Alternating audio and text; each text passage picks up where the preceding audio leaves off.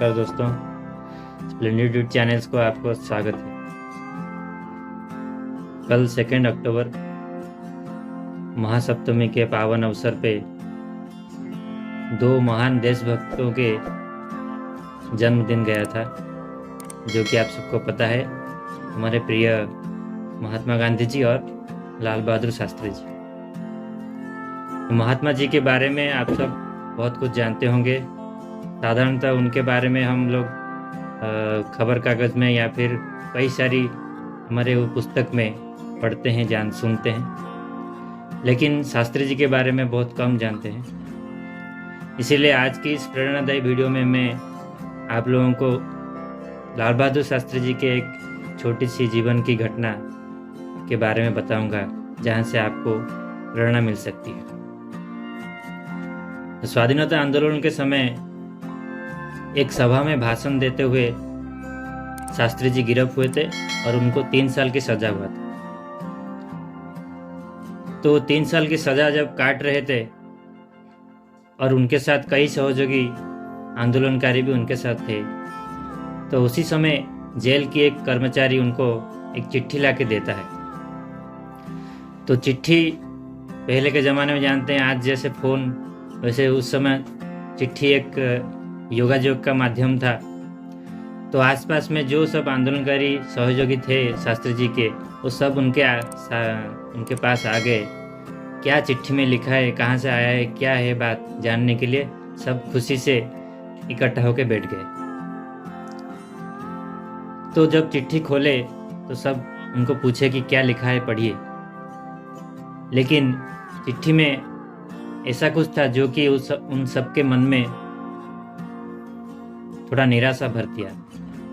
शास्त्री जी जब चिट्ठी खोले और पढ़ने लगे कि वहाँ पर लिखा है कि आपकी बेटी की तबीयत बहुत ख़राब है और वो पिताजी बोल पुकार रहा है, आपको देखना चाहता है, इसीलिए आप जल्दी से आ जाइए उससे मिलने के लिए।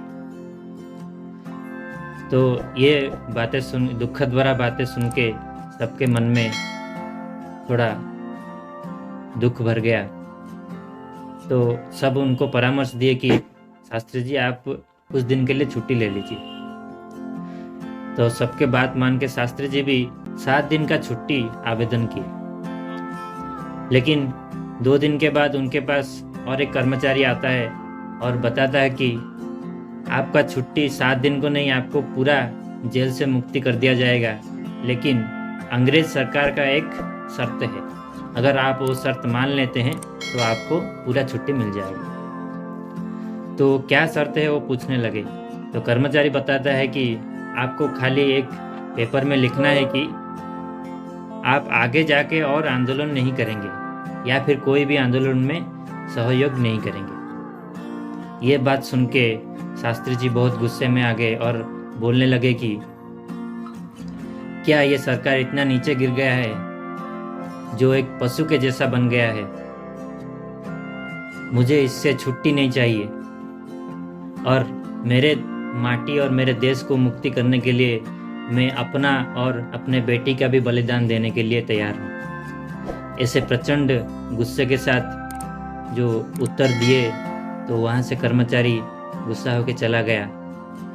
और ये महान देशभक्त थे हमारे प्रिय लाल बहादुर शास्त्री जी, जो कि अपने प्रचंड तेजस्वी के साथ हमारे देश को स्वाधीनता प्राप्त करने में नेतृत्व लिए और स्वाधीन होने के बाद भी नेहरू जी के बाद दूसरा प्रधानमंत्री के रूप में हमारे देश को नेतृत्व लिए।